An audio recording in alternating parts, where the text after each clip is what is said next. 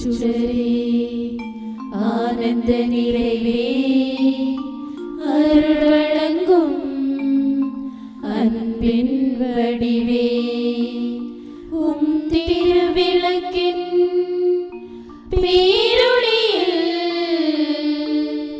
M சிறு விளக்கையும் ஏற்றுக்கொள்வாய்.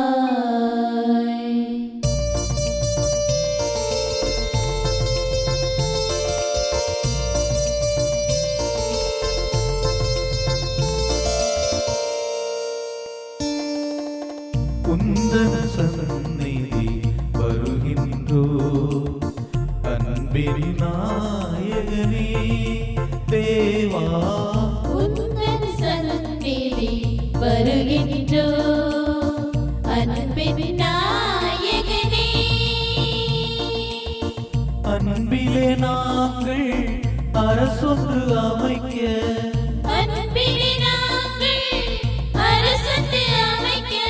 ஆதாரம் நீயே அருள் புரிவாய். உந்தன் சந்நிதி வருகின்றோ அன்பின் நாயகனே.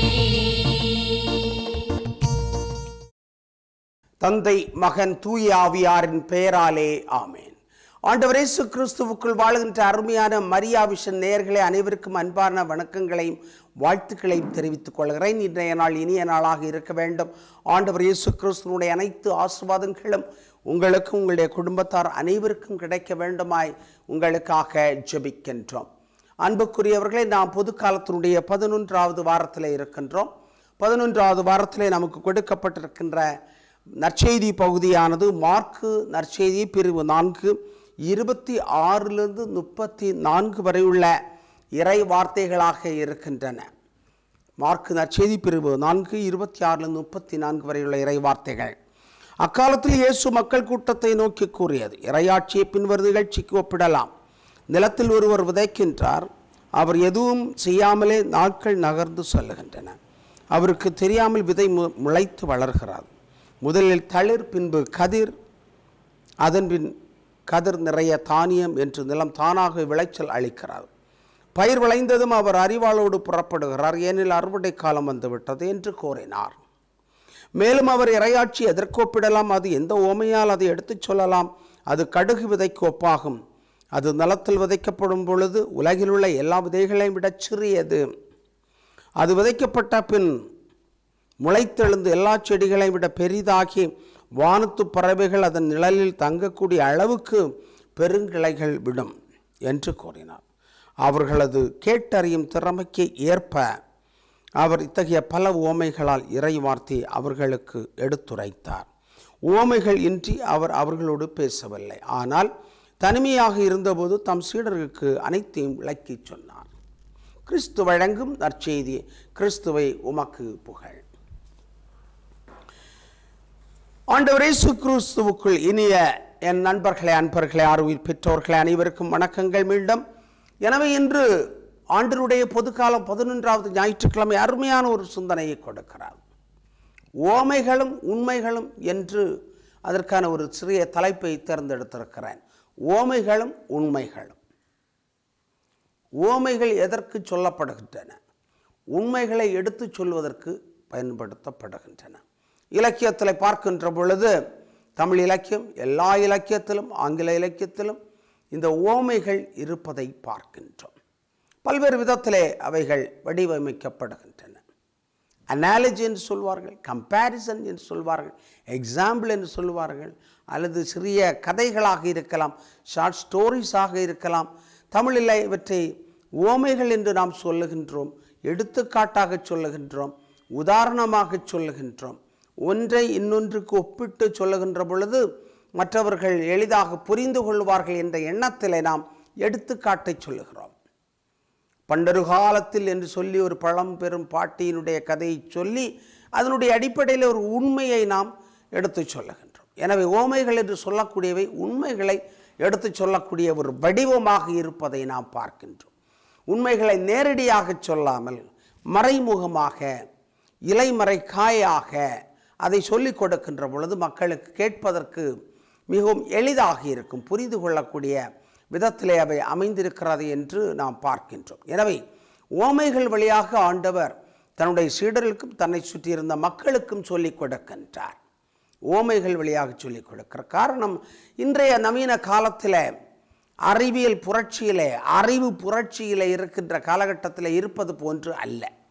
கேட்கின்ற திறன், அதை புரிந்து கொள்ளுகின்ற திறன், அதற்கு விளக்கம் கொடுக்கின்ற திறன் என்று சொல்லக்கூடியதெல்லாம் வளர்ச்சி அடைந்த காலம் என்று நாம் சொல்ல முடியாது, இன்று இருப்பது போன்று. ஆனால் வளர்ந்து கொண்டே இருந்த காலகட்டம் என்று நாம் பார்க்கின்றோம். ஆக இந்த காலகட்டத்தில் இயேசு 2000 ஆண்டுகளுக்கு முன்னதாக இயேசு அந்த மக்களுக்கு புரிந்து கொள்வதற்காக இந்த உவமைகளை சொன்னார் என்று அழகாக மார்க் நற்செய்தியிலே சொல்லப்பட்டிருக்கு. அவருடைய புரிந்து கொள்ளுகின்ற திறமைக்கு ஏற்ப,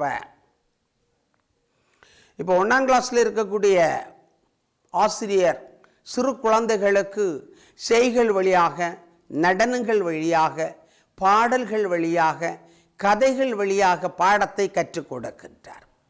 கற்றுக் கொடுப்பது பாடம். ஆனால் வகுப்பிலே அவர் நடனமாடுவார், செய்கை காட்டுவார், சிரிக்க வைப்பார், சிந்திக்க வைக்கின்றார், கதைகளை சொல்லுகின்றார். இவைகள் எல்லாமே அந்த பிள்ளையுடைய கவனத்தை ஈர்த்து அதன் வழியாக பாடத்தை கற்றுக் கொடுக்கக்கூடிய அந்த யுக்திகளை பயன்படுத்துகின்றார். அதுபோன்றுதான் இயேசுவும் அந்த காலகட்டத்தில் சாதாரண மக்களுக்கு சொல்லிக் கொடுக்க வேண்டும் என்று சொன்னால், அந்த சாதாரண மக்களுடைய வாழ்க்கை சூழ்நிலைகளிலிருந்து எடுத்துக்காட்டுகளை எடுக்கின்றார். அதைத்தான் பார்க்கின்ற பொழுது விவசாய நாடு, நம்முடைய நாடும் ஒரு விவசாய நாடு. எனவே விவசாய நாட்டிலே, விவசாயியுடைய மத்தியிலே, அன்றாடம் காட்சியுடைய மத்தியிலே, தொழில் செய்து பிழைக்கின்றவுடைய மத்தியிலே இறைவார்த்தை சொல்லிக் கொடுக்க வேண்டும் என்று சொன்னால் பெரிய இறையியல் உண்மைகளையோ தத்துவங்களையோ சொல்லிக் கொடுக்க முடியாது. மாறாக அவருடைய வாழ்க்கையிலிருந்து எடுக்கின்றார். விவசாயியை பாருங்கள், அவன் விதைப்பதற்கு முன்னால் நிலத்தை பண்படுத்துகின்றான், பிறகு விதைகளை விதைத்து சென்று விடுகின்றான். அந்த விதைகள் என்ன செய்கின்றன? வானத்திலே இருக்கின்ற சூரிய ஒளியையும் அல்லது மழையையும் தண்ணீரையும் எடுத்துக்கொண்டு அவை முளைக்கின்றன, வளர்கின்றன, பூக்கின்றன. அது என்ன செய்கின்றது? கதிர்களை விடுகிறது. கதிர்களை காணுகின்ற பொழுது விவசாயி என்ன செய்கிறான்? காலம் வந்தவுடன் அறுவாளை எடுத்துக்கொண்டு சென்று அதை அறுவடை செய்கின்றான். இது சாதாரணமான ஒரு நிகழ்ச்சியாக இருக்கிறது, இயற்கையிலே வருகின்ற ஒரு நிகழ்ச்சி. விவசாயிகளுக்கும் எளிய மக்களுக்கும் இது நன்றாக புரியும். இரண்டாவதாக அருமையான ஒரு உவமையை சொல்வார். கடுகு விதையை ஒப்பிடுகின்றார். கடுகு விதைக்கு இறையாட்சியினுடைய தன்மைகளை ஒப்பிடுகின்றார். கடுகு விதை மிக பொடிதாக இருக்கிறது, சிறிதாக இருக்கிறது. அதை கடு தாளிப்பதற்காக நாம் அடுக்கலையில் பயன்படுத்துகின்றோம். எல்லாருடைய இல்லத்திலும் கடுகு விதை நிச்சயமாக இருக்கும். அதிலிருந்து எண்ணெய் எடுக்கிறார்கள், உடல் வலிக்காக அதை பயன்படுத்துகின்றார்கள் என்றெல்லாம் நாம் பார்க்கின்றோம். ஆக சமையலறையில் இருக்கின்ற சிறிய கடுகு விதையை எடுத்துக்காட்டாக சொல்லி பெரிதாக இருக்கக்கூடிய ஒரு இறையாட்சியை பற்றிய உண்மையை சொல்லிக் கொடுக்கிறார். எனவே இறையாட்சி என்று சொல்லக்கூடியது கடுகு விதை என்று நினைக்க வேண்டாம், அது வளர்ந்து வருகின்ற பொழுது பெரிதாக வரும். இயேசு என்று சொல்லுகின்ற விதையை ஆண்டவர் கடவுள் விதைக்கின்றார். அவருடைய உயிர்த்தெழுதலில் இந்த உலகம் முழுவதும் உயிர்த்தெழுகிறார். மிக அருமையான ஒரு சிந்தனையாக இருக்கிறது. எனவே இந்த உண்மைகளை வெளிக்கொணருவதற்காக சொல்லப்படக்கூடிய ஓமைகள் என்று நாம் பார்க்கின்றோம். ஓமைகள் உண்மைகளை சொல்லுகின்ற பொழுது திறந்த மனம் படைத்தவர்களுக்குத்தான் அந்த உண்மைகள் புலப்படும்.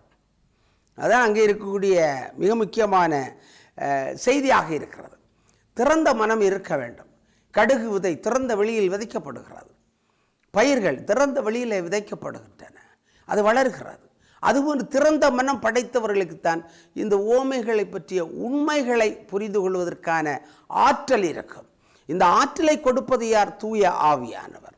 புரிந்து கொள்வதற்கான, ஏற்றுக்கொள்வதற்கான ஆற்றலை கொடுப்பது தூய ஆவியானவர். அவருடைய வரங்களாலும் கனிகளாலும் நாம் என்ன செய்கிறோம்? ஆற்றலை பெறுகின்றோம்.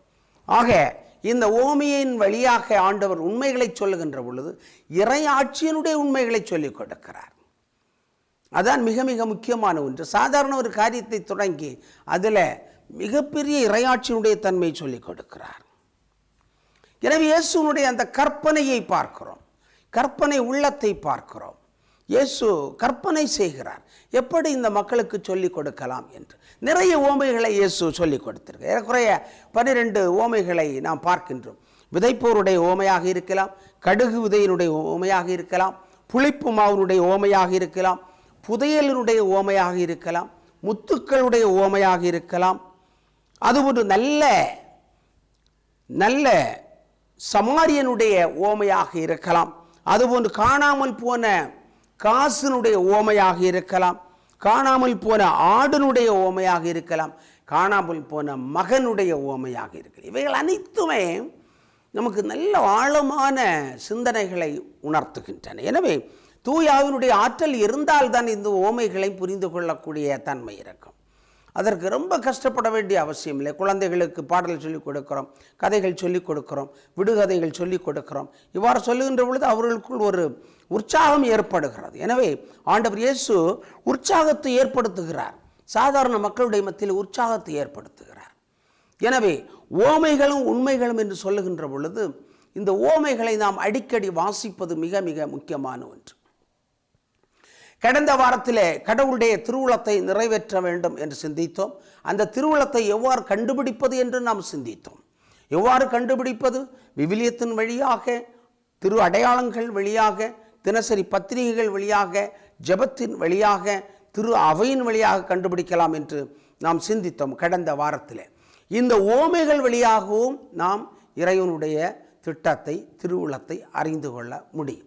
எனவேதான் சாதாரண மக்கள் இறைவனுடைய திட்டம் என்ன என்று அறிந்து கொள்வதற்காக பல்வேறு ஓமைகளை சொல்லிக் கொடுக்கிறார். நேர்மையாக வாழ வேண்டும் என்று சொல்லி சிந்திக்கின்ற பொழுது மத்தேயு நற்செய்தி பிரிவு 5:33 37 வரை அருமையாக சொல்லிக்கிறார். நேர்மையான வாழ்க்கை என்றால் என்ன என்பதை பற்றி வாசித்து பாருங்கள். மத்தேயு நற்செய்தி பிரிவு 5:33 வரை உள்ள இறை வார்த்தைகளாக இருக்கின்றன. எனவே சீடர்களுக்கும் பல வேளைகளில் இது புரியவில்லை. எப்போ பார்த்தாலும் ஏதோ சொல்கிறாரு, ஆனால் எதை சொல்ல வருகிறார் என்பதை புரிந்து கொள்ள முடியும். எனவே இயேசு என்ன செய்கிறார் என்றால், அந்த சீடர்களுக்கு தனிமையாக இருக்கின்ற பொழுது விளக்கி சொல்லி கொடுக்கிறார், விளக்கத்தை கொடுக்கிறார். அதுதான் மிக மிக முக்கியமான ஒன்று. இன்று நாம் பார்க்கின்ற திரு அவையில் மறையுரைகள் எல்லாம் கொடுக்கப்படுகின்றன. எத்தனை பேர்கள் புரிந்து கொள்கிறார்கள் என்றால் நிச்சயமாக மிக சொற்ப எண்ணிக்கையில் தான் புரிந்து மறையுரை கேட்பவர்களே மிகச் சொற்பமானவர்கள். ஆலயத்தில் இருப்பார்கள், ஆனால் மறையுரையை கேட்கிறார்களா என்பது மிக மிக அரிதாக இருக்கிறது. அப்படின்னா எப்படி புரிந்து கொள்வார்கள்? புரிந்து கொள்ள முடியவில்லை என்றால் எப்படி அதை பின்பற்ற முடியும் என்று நாம் சிந்தித்து பார்க்க கடமைப்பட்டிருக்கிறோம். எனவே அந்த புரிதல் என்று சொல்லக்கூடியதை தூய ஆவியானவர் தான் கொடுக்கின்றார். தூய ஆவியினுடைய ஆற்றல்.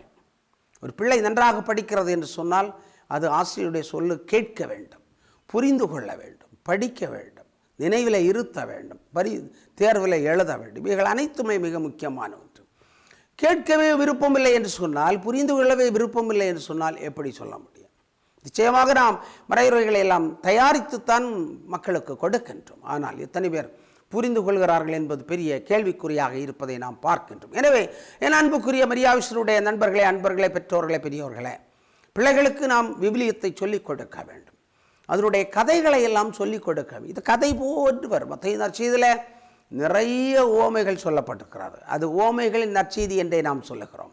எனவே இன்றைய ஓமையை மீண்டும் மீண்டும் சிந்தித்து பார்ப்போம். கடுகு மணி போல இருக்கின்ற முயற்சிகள் பெரிய மரமாக வளருகின்றதை பார்க்க வேண்டும். நான் நிறைய விளையாட்டு துறைகளிலும் கல்வி துறைகளிலும் கண்டுபிடிப்பு துறைகளிலும் மாணவர்கள் சிறிய தொடக்கமாக செய்கின்றார்கள்.